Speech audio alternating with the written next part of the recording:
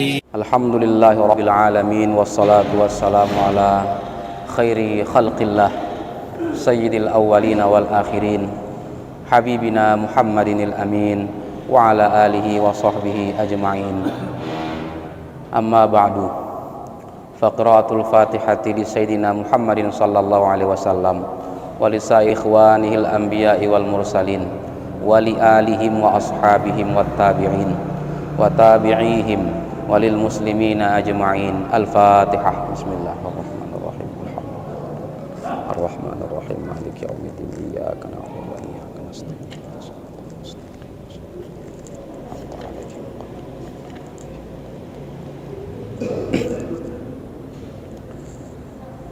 Bismillahirrahmanirrahim. Al-mu'takifin wal mu'takifat.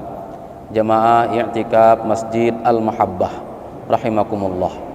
Alhamdulillah, kita kembali beriktikaf di Masjid Al-Mahabbah ini serta mengisinya dengan apa yang sudah lama kita lakukan, yaitu membaca penjelasan-penjelasan dari ulama, wabil khusus Al-Imam Fakhruddin Ar-Razi terhadap ayat-ayat Allah, yang pada malam hari ini kita masih bersama surat Az-Zariyat.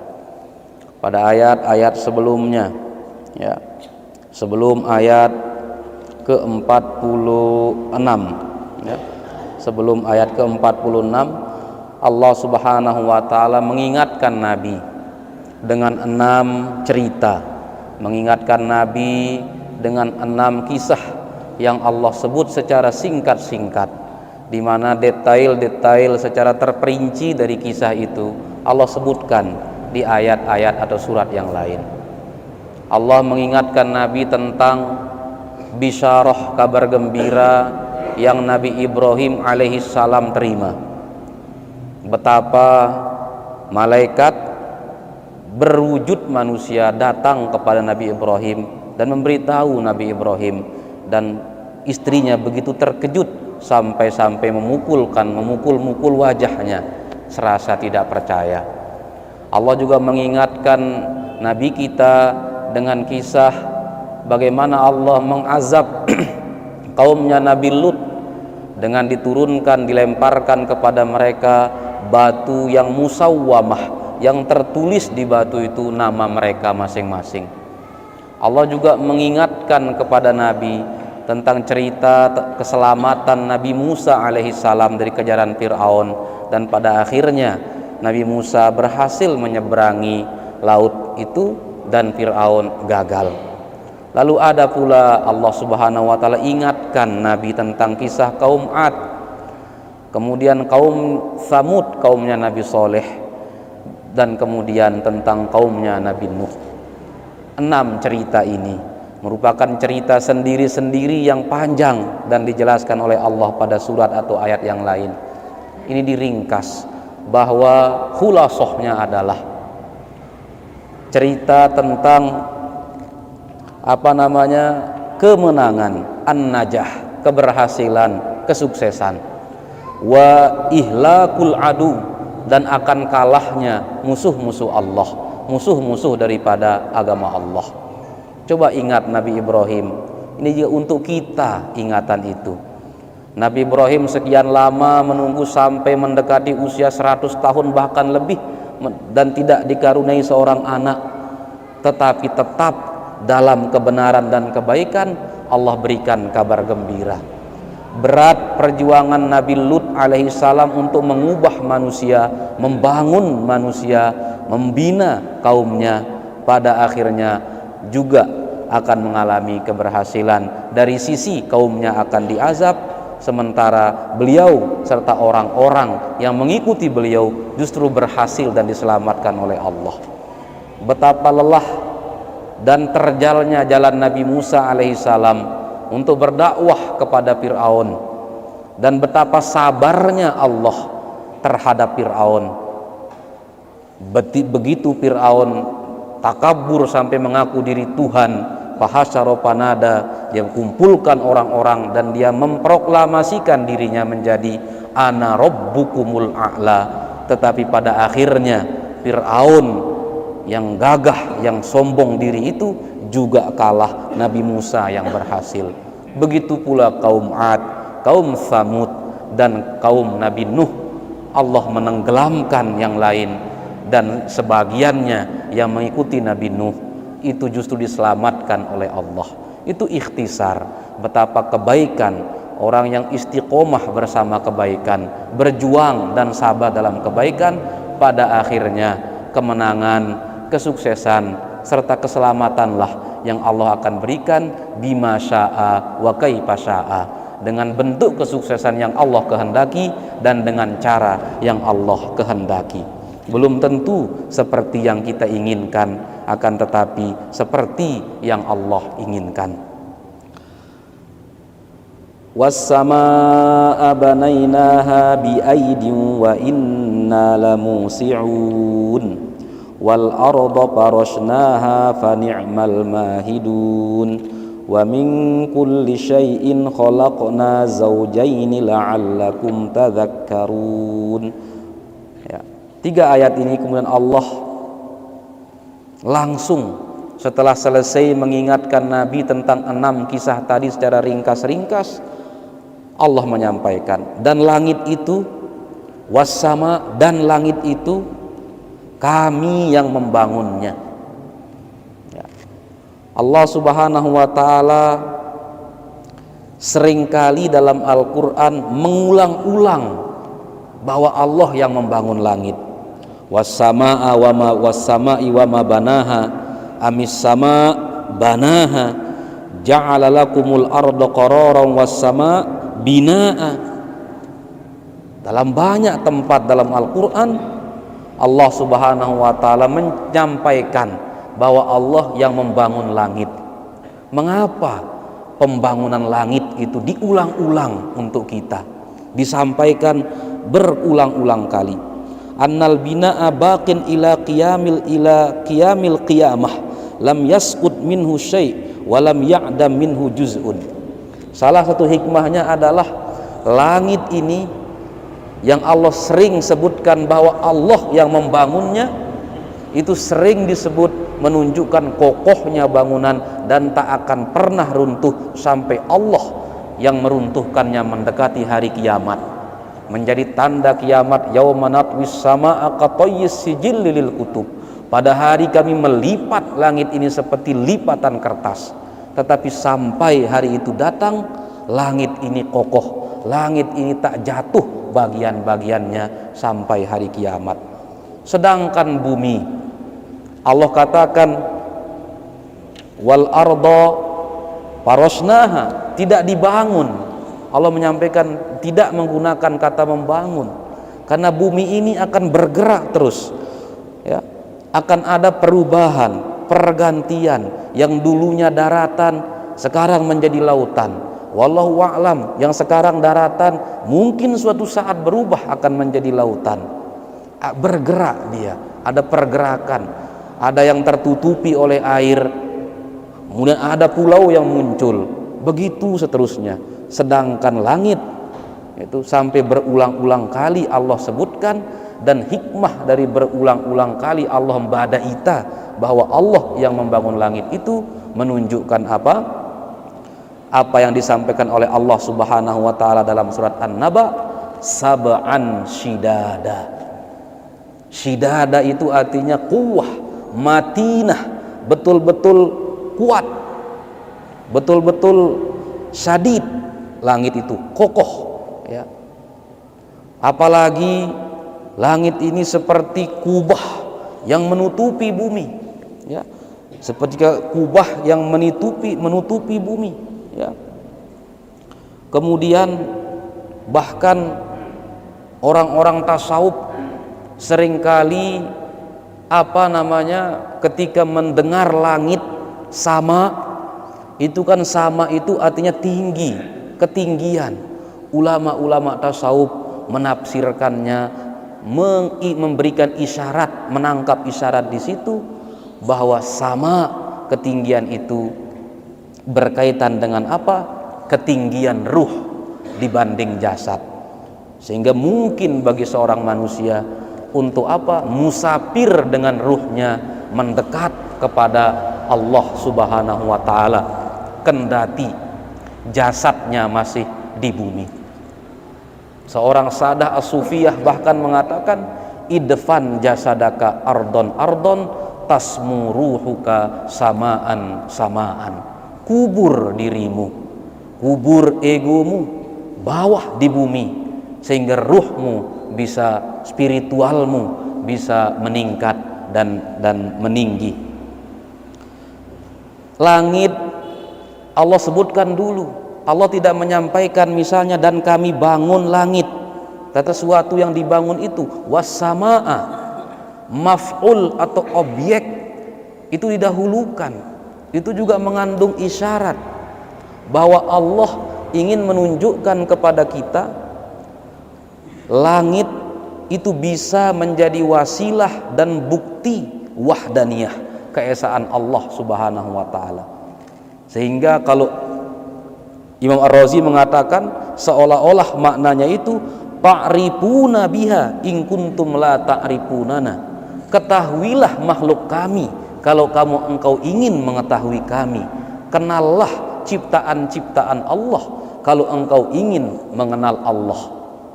Maka Nabi pun pernah mengingatkan dalam sebuah riwayat, ya, tafakkaru fi khalqillah wala tafakkaru fillah fa innakum lan taqdiru qadrahu. Al-Imam Al-Ghazali menyebutkan hadis ini dalam Ihya-nya dengan lafaz seperti itu, berpikirlah, pikirkanlah makhluk-makhluk atau ciptaan Allah, jangan berpikir tentang Allah karena engkau tidak akan mampu memikirkan Allah, tapi pikirkanlah yang Allah sediakan untuk kita pikirkan. Dalam riwayat yang lain, tafakkaru fi alaillah wala tafakkaru fi dzatillah. Berpikirlah, pikirkanlah pada ala. Ala itu kan karunia, nikmat. Fa bi ayyi alai rabbikuma tukadziban. Ala itu nikmat. Pikirkanlah nikmat-nikmat Allah ini yang kita dapatkan, yang keluarga kita, lingkungan kita dapatkan. Jangan berpikir tentang zat Allah Subhanahu wa ta'ala. Karena apa? Allah kedepankan penyebutan langit itu sebagai objek dari banaina, dan langit kami bangun. Itu apa? Mengisyaratkan, gunakan ciptaan Allah itu, langit itu, untuk mengetahui Tuhanmu, ya. Fa'rifuna, kenallah kami, biha, dengan langit itu, in kuntum la ta'rifuna, kalau memang engkau tidak kenal kami, ya. Langit ini kan luar biasa besarnya, tujuh lapis, dan Allah sab'an shidada, 7 yang kuat, yang kokoh. Tetapi ya ada makhluk-makhluk Allah, ciptaan-ciptaan Allah yang lebih besar dari 7 lapisan langit itu. Al-Imam, atau diriwayatkan dari Abi Dzar Al-Ghifari, Abu Dzar Al-Ghifari, orang kuat, sahabat Nabi yang kuat itu, berkata, dakhaltul masjidal harama, pada sebuah kesempatan saya masuk ke Masjidil Haram. Fara'aitu Rasulullah sallallahu alaihi wasallam wahdahu, saya melihat Nabi sendirian. Fajalastu ilaihi, lalu saya duduk, bergerak mendekatinya dan duduk dekat dia.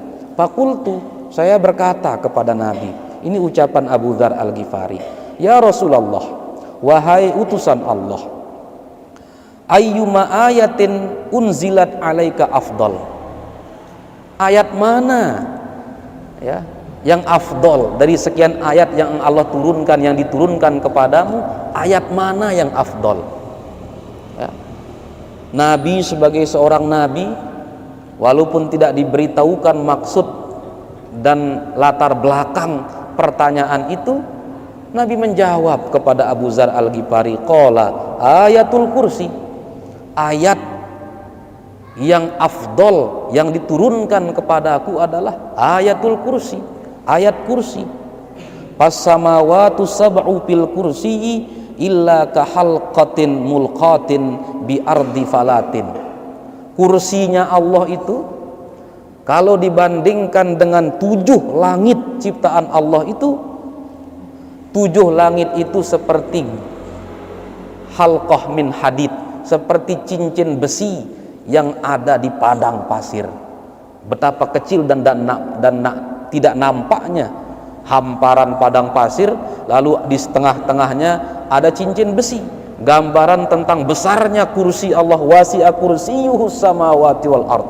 Kursinya Allah itu lebih luas dari langit-langit dan bumi itu. Gambaran luasnya itu Nabi sampaikan, ibaratnya 7 lapisan langit ini seperti gelang besi, cincin besi, sedangkan kursinya itu seperti hamparan padang pasir. Wa fadlul arsy alal kursiyyi ka fadli tilkal falati ala tilkal halqah. Sementara kursi Allah dibandingkan dengan arsy-Nya Allah, itu kursinya Allah itu yang seperti cincin besi yang berada di padang pasir. Betapa besar kursinya Allah, tetapi lebih besar lagi arsy-Nya Allah Subhanahu wa ta'ala. Tentang langit, dalam banyak ayat, termasuk ayat ini Allah menggunakan kami, bukan aku, tetapi banaina, kami bangun. Ya. Mengapa kami? Apa hikmahnya? Secara sederhana, secara singkat, ulama-ulama nahwu mengatakan jamaknya itu litakzim, untuk menunjukkan keagungan. Tetapi dari mana keagungan itu berasal? Dari mana makna keagungan itu berasal? Ulama-ulama bahasa juga menjelaskannya, ya, bahwa apapun yang dipertuhankan oleh orang-orang di bumi, orang-orang itu akan mengakui bukan patung itu yang membuat langit. Langitnya sudah ada, bukan dewa itu yang membuat langit. Sehingga ketika Allah menyampaikan banaina, kami yang bangun, di hadapan orang-orang yang masih percaya dengan Tuhan-Tuhan selain Allah itu, Allah tidak khawatir orang itu akan berpikiran Allah itu banyak. Karena orang-orang yang masih meyakini akidah yang salah itu pun mengakui bukan patungnya yang membuat langit itu. Maka justru ketika Allah menyampaikan, berani mengatakan kami pada orang yang meyakini banyak Tuhan, justru keagungannya datang dari sana.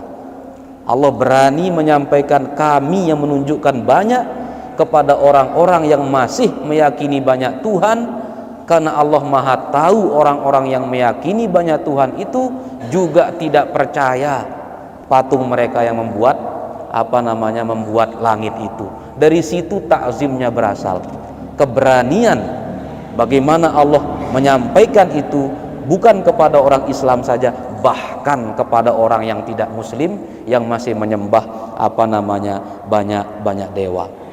Maka banainaha justru adallu ala nab'i syarik min banaituha wa banahallah. Justru ungkapan kami bangun itu lebih menunjukkan tidak ada yang menyekutukan Allah dibanding kalau Allah menggunakan aku bangun. Karena itu berisi tantangan. Berarti banyak, mana yang banyak itu kata Allah? Coba tunjukkan. Saya berani bilang banaina, tapi mana dia yang banyak itu? Tidak ada yang bisa menunjukkan ada yang lain yang menjadi teman Allah untuk menciptakan langit-langit itu. Maka dari situ makna ta'zimnya. Makna ta'zim juga berasal berdasarkan rasional atau akal manusia. Kita itu kalau mengagungkan orang ketika orang itu melakukan sesuatu tidak dengan sendirinya, tapi orang yang bergerak untuk dia. Orang besar di hadapan kita adalah orang yang mempekerjakan orang, yang berhasil membuat orang lain mengerjakan pekerjaannya. Itu orang besar dalam pandangan kita. Misalnya presiden memenangkan pertarungan dengan tentaranya. menyelesaikan masalah-masalah dengan apa? Dengan para pelayannya, para pembantunya. Wala yubashiru binafsihi, dan tidak turun tangan sendiri benar-benar ke medan perang. Dalam pandangan kita manusia, kita juga mengakui orang besar di pandangan kita itu adalah orang yang mampu membuat orang lain bekerja untuk dia, menggerakkan orang. Dengan tentaranya, seorang panglima memenangkan sebuah pertempuran. Dengan para pembantu-pembantunya, seorang penguasa itu bisa menyelesaikan masalah. Maka begitu Allah mengatakan banaina, Allah sedang menyampaikan bukan aku yang buat secara langsung, tapi malaikat-malaikatku yang menyelesaikannya. Siapa yang meniupkan meniupkan atau mendatangkan segala pergerakan-pergerakan di bumi ini? Bisa melalui perantara malaikat, bisa melalui perantara manusia, ya. Dan tidak ada yang lebih agung dari itu. Berapa miliar manusia yang Allah gerakkan untuk menjaga makhluk Allah yang bernama bumi ini. Berapa manusia, berapa makhluk yang Allah gerakkan. Tidak hanya manusia, tetapi hewan-hewan juga serta tumbuh-tumbuhan, mengandung makna keagungan. Allah menyebutkan kami yang bangun, ada isyarat makhluk-makhluk Allah yang Allah tugaskan untuk membangunnya. Ya. Biaidin ini menimbulkan menimbulkan dua model pemaknaan. Pertama, aidun itu adalah satu kata yang berarti kekuatan. Al-aidu itu artinya al-quwwatu wal matanah, jadi kekuatan. Jadi Allah, langit kami bangun biaidin, dengan kekuatan, ya. Dan tidak ada masalah, tidak ada diskusi soal itu. Justru diskusi persoalan itu muncul ketika ulama mengajukan penafsiran lain, dan memang itu mungkin jangan-jangan aidin ini adalah bentuk jamak dari yadun, karena jamak dari yadun adalah aidi juga, wa aidikum, ya. Dan Allah juga dalam ayat lain menyampaikan lima khalaqtu biyadayya, yang aku ciptakan dengan tanganku, mimma amilat aidina an'aman di surat Yasin, yang digerakkan, yang dikerjakan, dilakukan oleh tangan-tangan kami, firman Allah. Maka muncullah persoalan dan diskusi karena Allah menggunakan dan langit kami bangun dengan tangan kami, atau ayat-ayat yang lain yang menyebut tangan. Andai kata aidun itu tidak berkaitan dengan yadun atau tangan, maka tidak ada perkara, yaitu dan langit kami bangun dengan kekuatan kami. Tetapi ada pemaknaan berdasarkan ayat-ayat lain tadi, Allah membangun sesuatu dengan tangannya, muncullah persoalan itu, ya. Pada masa sahabat itu namanya tafwid, menyerahkannya semua pada Allah. Karena Rasulullah yang menyampaikan Al-Quran pada sahabat dan langsung masuk ke relung hati pemahaman sahabat, sehingga pada masa Nabi hidup, sahabat tidak nafsir-nafsirkan Quran, paham semuanya. Ayat-ayat ini paham, sudah masuk ke hati. Maka pada masa sahabat dinamakan tafwid, menyerahkan secara total-total ke Allah. Itu tafwid dengan pemahaman, dengan ilmu, ya. Lalu berkembanglah zaman, mulai ada yang mengambil Al-Quran secara makna letterlek, secara makna zahir daripada ayat tersebut. Kalaulah zahir ayat itu menyatakan tangan, ya sudah, Allah membangun langit dengan tangan. Tetapi justru itu kemudian yang melahirkan persoalan baru. Akan ada bayang-bayang di hati orang bahwa Allah itu sesuatu yang tidak kita ketahui, tetapi tangan itu sesuatu yang kita ketahui. Dan yang kita ketahui tentang tangan adalah hal-hal yang bersifat fisik, maka kita menyandingkan sesuatu yang fisik kepada Allah yang tidak kita tahu. Sementara yang kita tahu itu fisik itu bersanding dengan fisik. Maka lahirlah Ahlus Sunnah wal Jamaah pada ayat-ayat yang seperti ini, yang bisa mengarahkan orang membayangkan yang tidak cocok terhadap Allah Subhanahu wa Ta'ala, maka datanglah takwil, yaitu apa? Mengambil makna lain yang benar tetapi sesuai dengan ayat. Maka aidun atau tangan itu ulama tafsirkan dengan kekuatan, apalagi antara aidun dan yadun itu betul-betul mirip, baik secara bahasa maupun secara kenyataan. Tangan itu kerap melambangkan kekuatan. Tangan manusia itu kerap melambangkan kekuatan manusia. Apa arti turun tangan bagi manusia? Turun untuk menyelesaikannya, ya. Maka disitulah takwil, karena kita tidak boleh menganggap Allah, berkeyakinan bahwa Allah itu menempel pada hal-hal yang bersifat materi atau fisik. Tokol di kursi, nempel di kursi.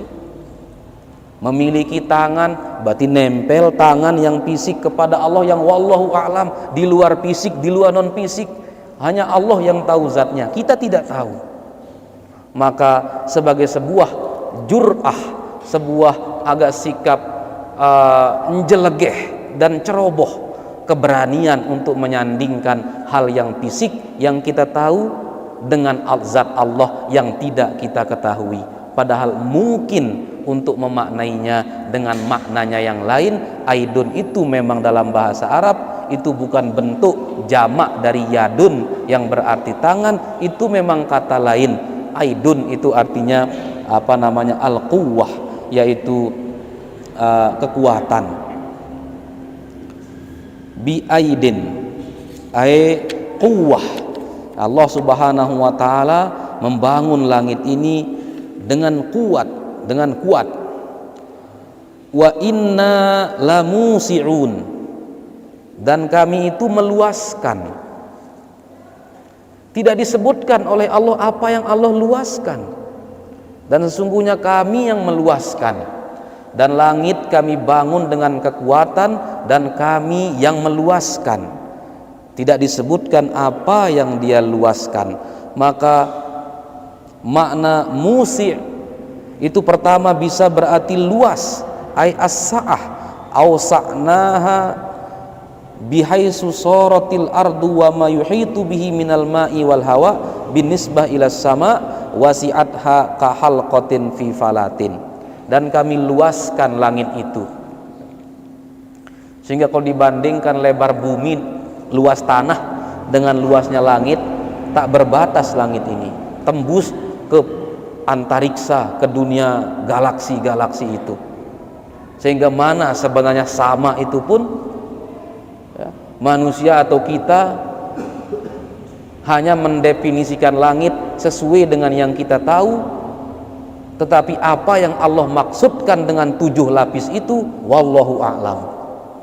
Karena perjalanan ke ruang angkasa itu seperti perjalanan yang luar biasa panjang jaraknya, tidak lagi menggunakan kilometer tetapi menggunakan ukuran yang lain, saking panjangnya.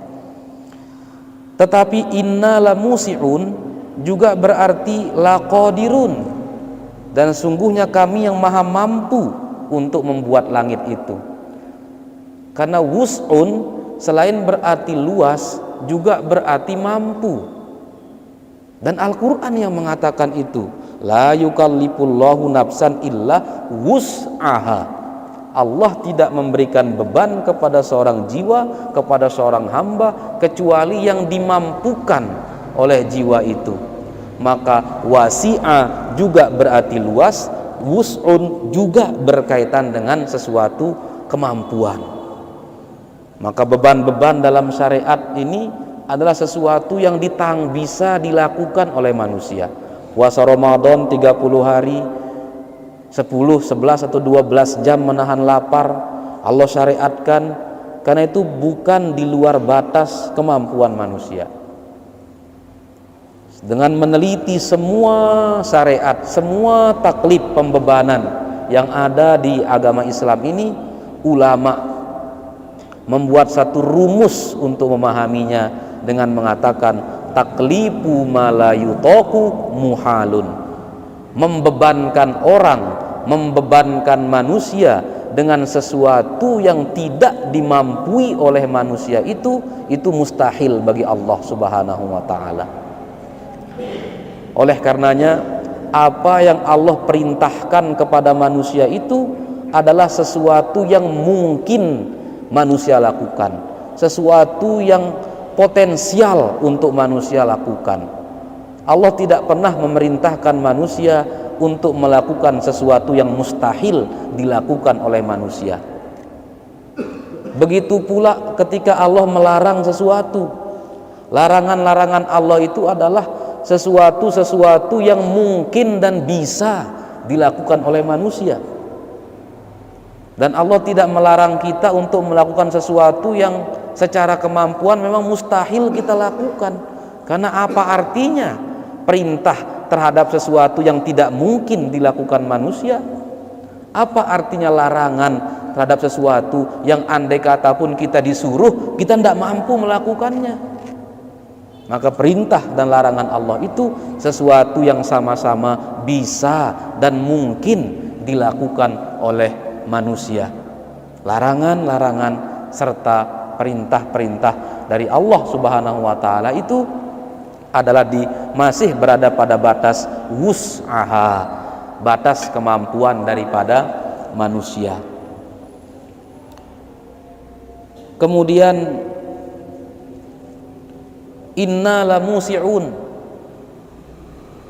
kami itu juga bisa berarti inna lamusi'una rizqa 'alal khalqi, kami yang meluaskan rezeki untuk manusia. Ya. Jadi pertama meluaskan itu meluaskan langit. Yang kedua Allah membangun langit karena Allah maha mampu untuk membangunnya. Yang ketiga was-samaa'a banainaha biaidin wa inna lamusi'un, dan langit kami bangun dengan kekuatan kami dan kami meluaskan rezeki manusia sebagaimana kami membangun langit yang sedemikian luas, yang lebih luas daripada bumi. Bumi di hadapan langit itu seperti tadi itu, kahal kotin pipalatin, seperti cincin besi di hadapan padang rumput yang luas. Coba adu besarnya planet bumi dengan besarnya matahari. Betapa kecil bumi di hadapan matahari, dan banyak matahari lain di apa yang disebut dengan sistem tata surya atau galaksi ini. Maka ini mengingatkan kita juga, sebagaimana Allah meluaskan langit, Allah Subhanahu wa taala juga memberikan kita kemampuan untuk melaksanakan kewajiban-kewajiban kita, dan untuk memudahkan kita melaksanakan kewajiban-kewajiban kita itu juga Allah meluaskan rezeki kita. Allah meluaskan potensi-potensi yang ada pada diri kita, serta maka mudah-mudahan ya kita benar-benar bisa memanfaatkannya. Wal ardo farosnaha fani'mal mahidun, dan bumi itu kami bentangkan ya, fani'mal mahidun, dan kamilah sebaik-baik yang membentangkan bumi. Allah menyebutkan kamilah sebaik-baik zat yang bisa membentangkan bumi, sehingga walaupun kita lihat bumi ini bundar, tetapi kalau kita tinggal di dalamnya rasanya rata saja, seperti dibentangkan, begitu stabil untuk kita tinggali. Maka mudah-mudahan nikmat langit dan nikmat bumi ini benar-benar kita bisa syukuri, kita jadikan sebagai tafakkaru fi khalqillah. Jadi mengenal Allah melalui ciptaan-ciptaannya, mensyukuri bumi artinya memakmurkan bumi sebagaimana pesan Allah Subhanahu wa taala, wa ansha'nakum minal ardi wasta'marakum fiha, dan Allah Subhanahu wa taala menciptakan engkau dari tanah, dan engkau disuruh oleh Allah untuk memakmurkan tanah dan bumi ini. Mudah-mudahan bumi kita ini bumi kabar, bumi Indonesia ini menjadi bumi yang aman untuk kita tinggali, menjadi bumi yang aminatan mutmainnah, bumi yang aman dan tenang. Ya'ti ahlaha rizquha min kulli makanin, yang rizki untuk penduduk-penduduknya itu datang dari setiap arah dan dari setiap penjuru. Mudah-mudahan apalagi besok peringatan kemerdekaan kita, mudah-mudahan kita syukuri bahwa kita bisa hidup di tempat ini, menjalankan agama dengan mudah. Di tanah ini kita dilahirkan, kita tumbuh dan kita berkembang. Dan pantaslah ya, pada suatu saat Rasul SAW bersabda ketika hendak diperintahkan hijrah oleh Nabi ke Madinah, Nabi diriwayatkan berdiri di suk Mekah, di pasar, di tengah-tengah kota Mekah, dan Nabi berbicara kepada Mekah, bukan kepada penduduk Mekah. Wallahi, demi Allah, Nabi bersumpah, innaki khairu ardillahi wa ahabbu ardillahi ilayya, sesungguhnya kamu Mekah, engkau Mekah, sebaik-baik bumi Allah dan bumi Allah yang paling aku cintai. Walaula anna ahlaki akhrajuni lama kharajtu minki, kalaulah bukan karena pendudukmu yang tidak menginginkanku di sini, maka saya tidak akan pindah darimu wahai Mekah.